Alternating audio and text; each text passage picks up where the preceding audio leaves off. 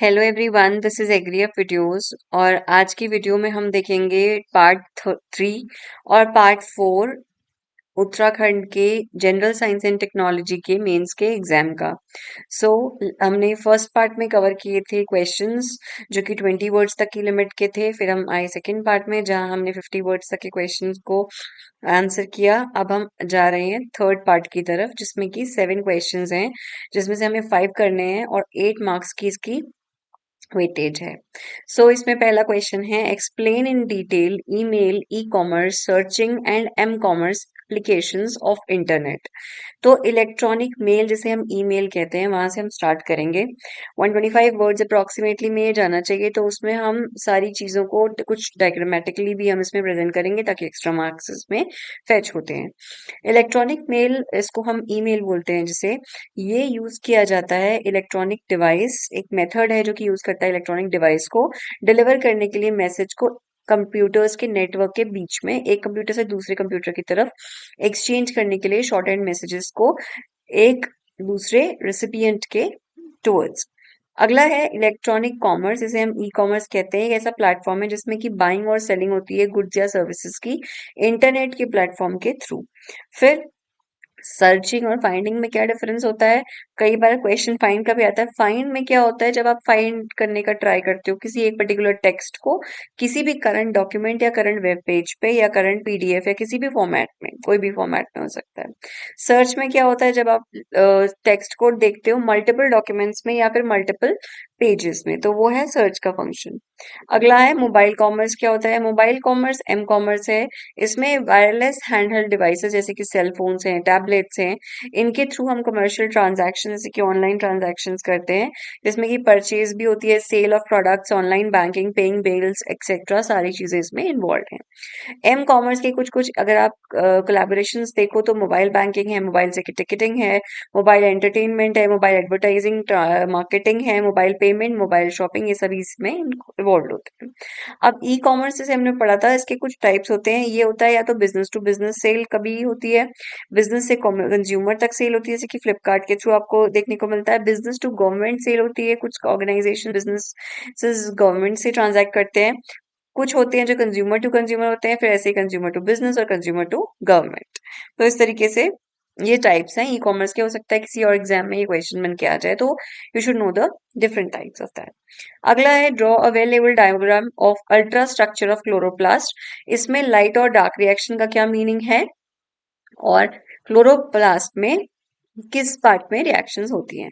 Chloro सबसे पहले term मतलब कि ग्रीन, इसका जो शेप होता है वो होता है बाय ओवल कह सकते हो या बाई कॉन्वेक्स कह सकते हो, जो कि प्रेजेंट होता है एक पत्ती, कोई भी आप लीफ कहें, उसके मीजोफिल जो सेल्स होते हैं, प्लांट के मीजोफिल सेल्स होते हैं, वहां पे ये पाए जाते हैं, जो कि है इंटरनल ग्राउंड टिश्यू, जो कि लोकेटेड होता है दो एपिडर्मल लेयर्स के बीच में। इसका साइज 4 से 6 माइक्रोमीटर तक हो सकता है डायमीटर में, और थिकनेस इसकी 1 से 3 माइक्रोमीटर तक जा सकती है। डबल मेम्ब्रेन ऑर्गेनाली है ये क्लोरोप्लास्ट, इसकी आउटर, इनर और इंटर मेम्ब्रेन स्पेस भी इसमें प्रेजेंट होती है। जैसे ये इसकी आउटर मेम्ब्रेन है, ये इसकी इनर मेम्ब्रेन है, और ये बीच में इसकी इंटर मेम्ब्रेन स्पेस है।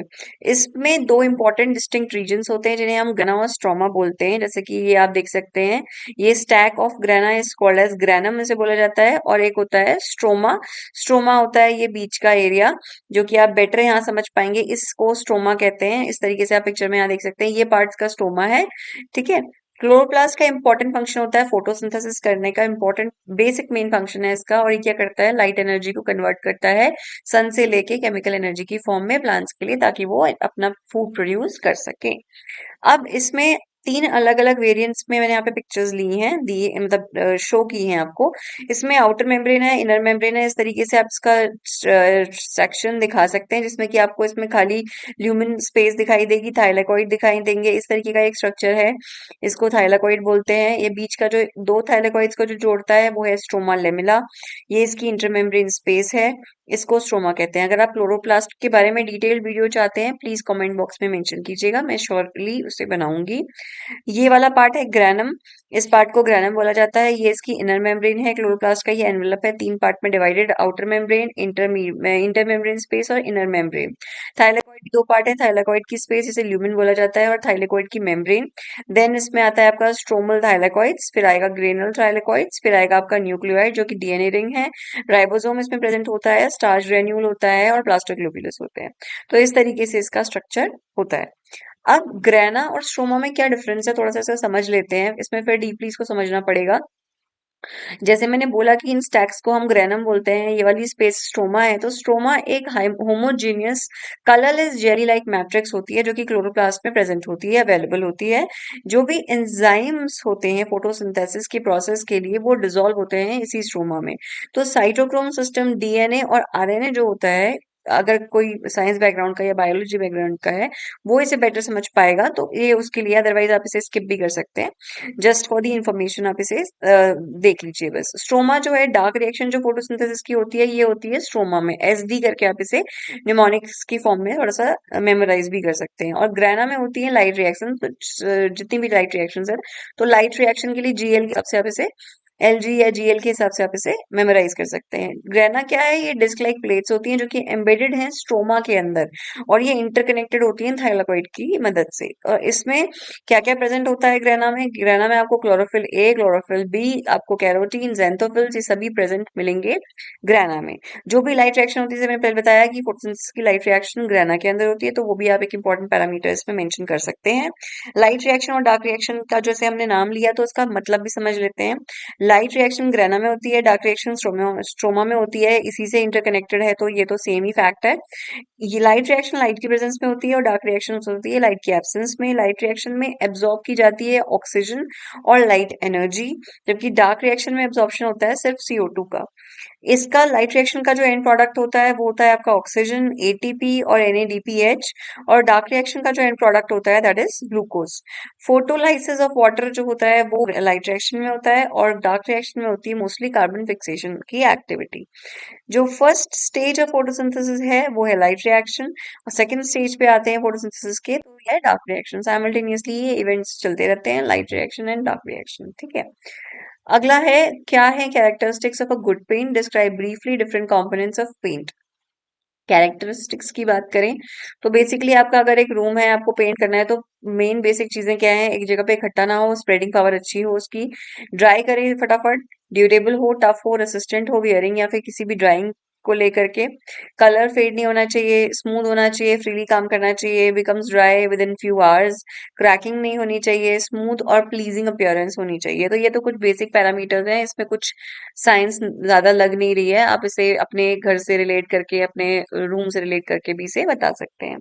अब इसमें क्या क्या पिगमेंट्स और कंपोनेंट्स है वो सब समझते हैं। इसमें पिगमेंट्स होते हैं, बाइंडर्स होते हैं, सॉल्वेंट्स होते हैं और एडिटिव्स होते हैं। 4 मेन कंपोनेंट्स इसके अंदर होते हैं। पिगमेंट जो कि कलर देता है कोटिंग को, बाइंडर जो कि पिगमेंट्स को होल्ड टुगेदर करता है जिसकी वजह से उसकी वॉशेबिलिटी, स्क्रबेबिलिटी या ड्यूरेबिलिटी बनी रहती है। सॉल्वेंट्स जो कि कोटिंग को वेट बनाए रखते हैं पूरी स्प्रेडिंग के प्रोसेस के टाइम में।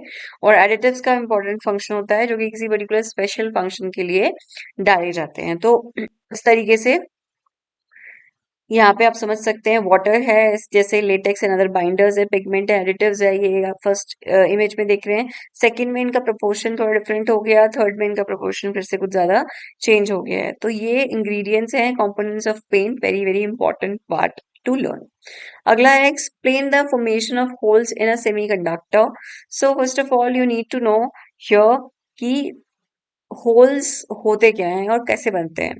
होल्स तब बनते हैं जब इलेक्ट्रॉन्स किसी भी एटम के, वो उसके वैलेंस बैंड से चले जाते हैं किसी दूसरे बैंड में, मूव आउट कर जाते हैं उसके वैलेंस बैंड में, जिसकी वजह से एक वॉइड क्रिएट हो जाता है। जैसे कि सपोज ये आप स्ट्रक्चर देख सकते हैं, ये वैलेंस बैंड है, ये कंडक्शन बैंड है। यहाँ पे इस तरीके से आपको दिख रहा होगा 1 2 3 4 5 6 आपको यहाँ पे दिख रहे होंगे एटम्स। जब हीटिंग हुई या कोई इवेंट हुआ जिससे कि इलेक्ट्रॉन्स जो थे वो वैलेंस से कंडक्शन बैंड की तरफ चले गए, तो यहाँ पे स्पेस क्रिएट हो गई, और ये जो स्पेस क्रिएट हुई है इसी स्पेस को हम होल बोलते हैं। तो होल्स कब बनेंगे? जब इलेक्ट्रॉन्स इसके एटम्स किसी भी एटम से मूव कर जाते हैं out of the valence band. ठीक है। आउटर मोस्ट शेल जो होता है that is completely filled with electrons, उसे हम बोलते हैं वैलेंस बैंड। वहां से वो चले जाते हैं टू द कंडक्शन बैंड, जहाँ पे कि एरिया है, ये वो एरिया है जहाँ पे कि इलेक्ट्रॉन्स इजीली एस्केप करके चले जाते हैं। तो जनरली जैसे यहाँ पे आप सिलिकॉन का स्ट्रक्चर देख सकते हैं, इसमें जो बीच में बोरॉन आके इसने स्पेस को भरा है, so this is the space is the hole, इसमें जो कि एक ही सेमीकंडक्टर्स में फॉर्म होती है। अगला है elaborate the watershed management giving special emphasis on sustainable development. तो वाटरशेड सबसे पहले क्या होता है, ये ड्रेनेज बेसिन है या इसको हम कैचमेंट एरिया कहते हैं। ये इस बार के एग्जाम में भी पूछा गया था, सो अ बिट इम्पॉर्टेंट, थोड़ा सा इसको थोड़ा ध्यान से देखने की बात है। वाटरशेड है ड्रेनेज बेसिन या फिर कैचमेंट एरिया, ये वो एरिया है जहाँ पे कि लैंड ड्रेन करता है या शेड करता है वाटर को एक पर्टिकुलर स्पेसिफिक वाटर बॉडी में। ये इंडिपेंडेंट ड्रेनेज यूनिट होती है सरफेस वाटर रन ऑफ के लिए। एक वाटरशेड दूसरे वाटरशेड से सेपरेटेड होता है किसी नेचुरल बाउंड्री के थ्रू, जिसे हम वाटर डिवाइड या फिर रिज लाइन बोलते हैं। ठीक है, वाटरशेड मैनेजमेंट क्या है, एक पूरा प्रोसेस होता है इम्प्लीमेंट करने का लैंड यूज प्रैक्टिसेस को, वाटर मैनेजमेंट प्रैक्टिसेस को जाके इम्प्रूव कर सके हम क्वालिटी ऑफ वाटर और बाकी सारे रिसोर्सेज जो कि वाटरशेड में अवेलेबल हैं। अब आया ऑब्जेक्टिव्स क्या होते हैं वाटरशेड मैनेजमेंट के। इसका काम होता है पोल्यूशन को कंट्रोल करना, वाइल्ड लाइफ प्रिजर्व करना, एक्सप्लॉयटेशन को बचाना रिसोर्सेज के, अलग अलग तरीके से हेल्प करना, चेक करना sedimentation, discharge of the recharging of the ground water को इंश्योर करना। अब अगला आया है टाइप ऑफ वाटरशेड, ये भी बहुत ही इंपॉर्टेंट पार्ट है इसका। इसमें अलग अलग पार्ट्स हैं, जैसे कि मैक्रो वाटरशेड होता है जो कि 50,000 हेक्टेयर से ज्यादा होता है। फिर है सब वाटरशेड, ये 10 से 50,000 हेक्टेयर के बीच में है। मिली वाटरशेड है, माइक्रो वाटरशेड है, और मिनी वाटरशेड के फॉर्म में मिली, माइक्रो, मिनी, तीन वाटरशेड्स ये हैं। ठीक है, अगला है एनडीएमए के प्रोग्राम्स को समझना। इसमें हम समझेंगे एनडीएमए जो है ये एक एपेक्स स्टैट्यूटरी बॉडी है डिजास्टर मैनेजमेंट के लिए इंडिया में। इसको बनाया गया था 27 सितंबर 2006 में डिजास्टर मैनेजमेंट एक्ट के अकॉर्डेंस में। पीएम इसका चेयरपर्सन होता है, 9 अदर मेंबर्स इसमें होते हैं, जो कि इनमें से कुछ मेंबर डिजिग्नेटेड होते हैं वाइस चेयरपर्सन। इसका मेन काम होता है कोई भी नेचुरल या फिर कोई मैनमेड जो भी डिजास्टर है या कैपेसिटी बिल्डिंग जो भी डिजास्टर रेजिलियंस या फिर क्राइसिस कोई भी आती है तो उसके अगेंस्ट रिस्पॉन्स ऑफर करना, ये इसका मेन काम होता है।